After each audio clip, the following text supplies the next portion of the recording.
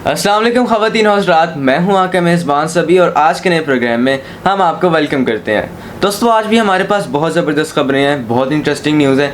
लेकिन सबसे पहले हम बात करेंगे बॉलीवुड के मिस्टर परफेक्शनिस्ट आमिर खान के बारे में। आमिर खान को आजकल पूरे भारत में कत्ल करने की मुहिम चलाई जा रही है and you may have guessed, ये मुहिम हिंदू एक्सट्रीमिस्ट चला रहे हैं। वो कहते हैं कि आमिर खान को कत्ल करोगे तो तुम्हें 5 करोड़, 10 करोड़ और कुछ तो कह रहे हैं 15 करोड़ तक इनाम मिलेगा। यानी कि आमिर खान को कत्ल करोगे तो पाकिस्तानी आपको कम से कम 30 करोड़ रुपए इनाम मिलेगा।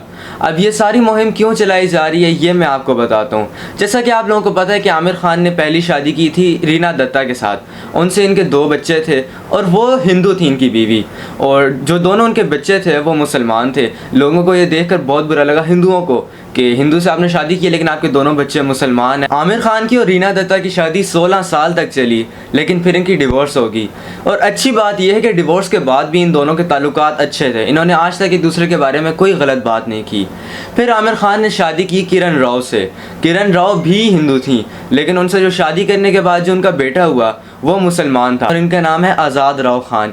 ये देखकर हिंदुओं को और ज़्यादा बुरा लगा कि हिंदू से शादी करके आप बच्चे मुसलमान कर रहे हैं, ये तो आप लव जिहाद कर रहे हैं। खैर, फिर आमिर खान की किरण राव के साथ भी डिवोर्स होगी। फिर अचानक अभी 2026 में पता चलता है कि आमिर खान 60 साल की उम्र में तीसरी शादी कर रहे हैं। अच्छा, जब तक आमिर खान ने अनाउंस नहीं किया था कि वो किससे शादी कर रहे हैं तो लोगों को यही लग रहा था कि इस बार वो किसी मुसलमान से शादी करेंगे या फातिमा से ही शादी करेंगे।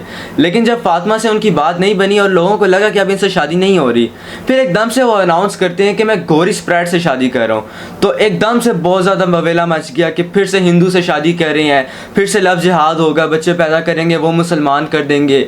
लेकिन जब मैंने रिसर्च की तो पता चला कि गौरी स्प्रैट क्रिश्चियन है, हिंदू नहीं है वो। इवन तो गौरी स्प्रैट तो क्रिश्चियन है लेकिन फिर भी हिंदू एक्सट्रीमिस्ट कह रहे हैं कि ये फिर से लव जिहाद कर रहे हैं और जो इनको कत्ल करेगा उनको करोड़ों रुपए का इनाम दिया जाएगा।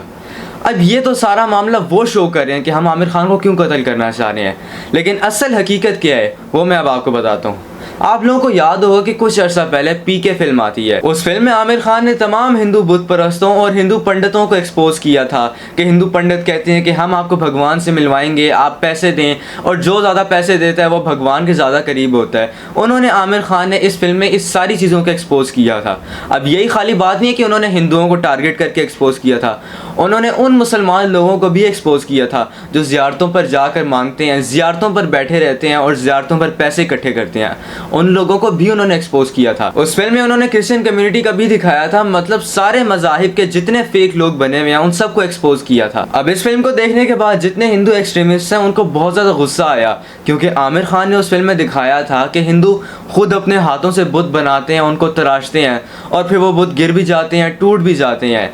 उन्होंने कहा था कि ये जितने बुत हैं ये हमने बनाए हैं, ये खुदा नहीं है, लेकिन एक वो है जिसने हम सबको बनाया है, वही असल अल्लाह है। इस फिल्म के बाद हिंदू एक्सट्रीमिस्ट कोई ना कोई बहाना ढूंढते हैं कि कोई आमिर खान पर कंट्रोवर्सी बनाई जाए और इनको कत्ल कर दिया जाए। अब इस सारे मामले के बाद हिंदू एक्सट्रीमिस्ट ये कह रहे हैं कि अब हम लव जिहाद करेंगे। वो कहते हैं कि कोई भी शख्स अगर किसी मुसलमान लड़की को घर से भगा कर लाएगा, उसके साथ प्यार करके उसके साथ शादी करेगा, उसका हम खर्चा उठाएंगे, उसको हम मंथली पैसे देंगे, उसके शादी के अखराजात उठाएंगे और अगर वो बच्चे हिंदू होते हैं उसके तो उनके भी हम खर्चे उठाएंगे।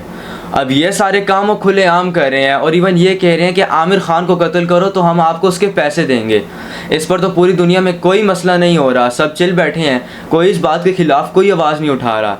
लेकिन इसके बरक्स अगर ये बात पाकिस्तान में हो रही होती तो पूरी दुनिया में कहा जा रहा होता कि मुसलमान टेररिस्ट हैं, पाकिस्तान में इतने गलत काम हो रहे हैं, देखें खुलेआम लोग टेरर फैला रहे हैं। लेकिन ऐसे वाक़यात इंडिया में रोज़ाना होते हैं बट फिर भी कोई इसके खिलाफ आवाज़ नहीं उठाता। अब आप लोगों की इस बारे में क्या राय है कमेंट सेक्शन में ज़रूर बताइएगा। चलते हैं नेक्स्ट खबर की तरफ और बात करते हैं गज़ल जवाद के बारे में। गज़ल जवाद का एक पॉडकास्ट हो रहा था जिसमें उनसे सवाल किया जाता है कि आपके शोहर यानी जवाद के बारे में मशहूर है कि वो कोई काम नहीं करते और आपके पैसों पर ही ज़िंदगी गुजारते हैं और वो आपके पैसों से ही ऐशी करते हैं। इस पर गज़ल जवाद ज़ोर से हंसी और उन्होंने जो इस पर जवाब दिया वो तो मैं आपको आगे चलकर बताता हूँ, लेकिन पहले मैं आपको बता दूँ कि पूरी दुनिया में और स्पेशली पाकिस्तान में कोई भी अगर इन्फ्लुएंसर है फीमेल, वो वो अपना कमा रही हैं, या कोई एक्ट्रेस हैं, या कोई मॉर्निंग शो करने वाली हैं, या कोई टिकटॉकर है, अगर वो अपना कमा रही होती हैं और उनके शोहर सामने नहीं आते तो लोगों को यही लगता है कि वही कमा रही है, उनके शोहर कोई काम नहीं करते और वो घर बैठे रहते हैं और औरत की कमाई पर ज़िंदगी गुजार रहे हैं।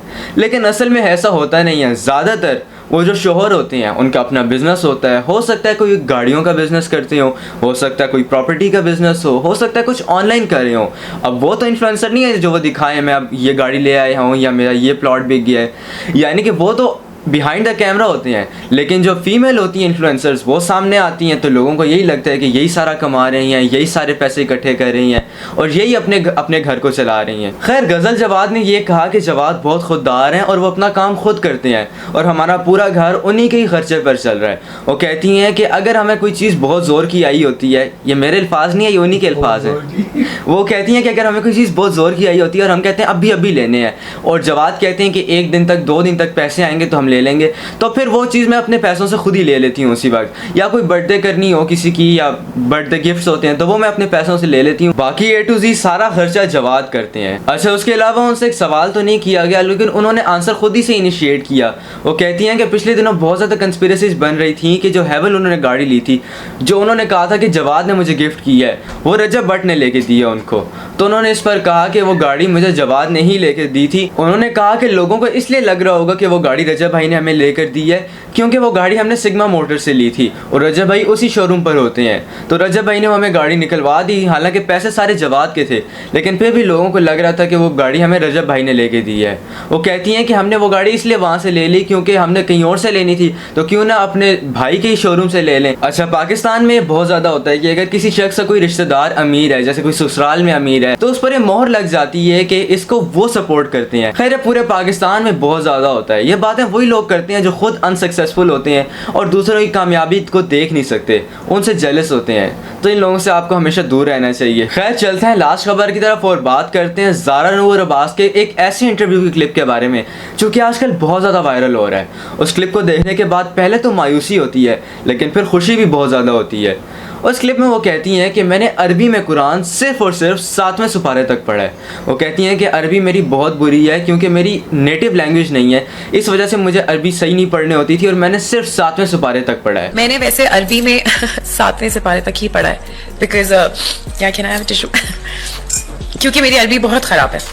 Because of course it's not my first language. और वो कहती हैं कि मैं अब कुरान तर्जुमे के साथ पढ़ रही हूँ, मैं तर्जुमे के साथ पढ़ती हूँ, हर एक सूरत रोज़ पढ़ने की कोशिश करती हूँ।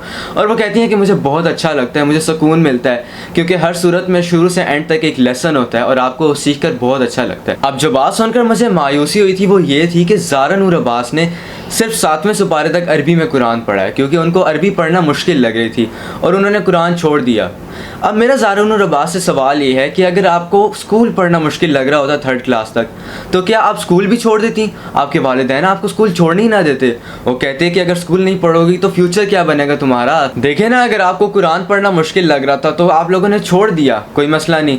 लेकिन स्कूल तो बच्चों को 1000 बार मुश्किल लगता है। वो वालिदैन को बार बार कहते हैं कि मुझे स्कूल नहीं पढ़ा जा रहा, लेकिन वालिदैन तो मार के बच्चों को स्कूल भेजते हैं कि स्कूल नहीं जाओगे तो आपका फ्यूचर नहीं बनेगा। लेकिन अच्छी बात यह है कि अब उन्होंने तर्जुमे के साथ कुरान पढ़ना शुरू कर दिया है। और इंटरव्यू के दौरान वो जब ये बात कर रही थी तो वो रो पड़ी। ये देखकर बहुत ज़्यादा खुशी हुई थी। नो डाउट तर्जुमे के साथ पढ़ना कुरान बहुत ज़रूरी है, लेकिन अगर आप लोग किरत छोड़ देंगे, कुरान पढ़ना छोड़ देंगे अरबी में, तो आप लोगों का कुरान से कनेक्शन दूर हो जाएगा। अगर आप कभी मायूस होते हैं, आप लोगों को परेशानी होती है, और अगर आप कुरान पढ़ते हैं या कुरान सुनते हैं अरबी में तो आपको सुकून मिलता है। अब जब मैं रात को सोने लगा होता हूँ तो बाबा मुझे कहते हैं कि सूरह यासीन पढ़ कर सोना, और फिर जब मैं आराम आराम से पढ़ रहा होता हूँ तो बाबा कहते हैं ऊंचा पढ़ो, मैंने भी सुननी है। फिर मैं पढ़ता हूँ इस तरह, यासीन वल कुरआनिल हकीम इन्नका लमिनल मुरसलीन अला सिरातिम मुस्तकीम।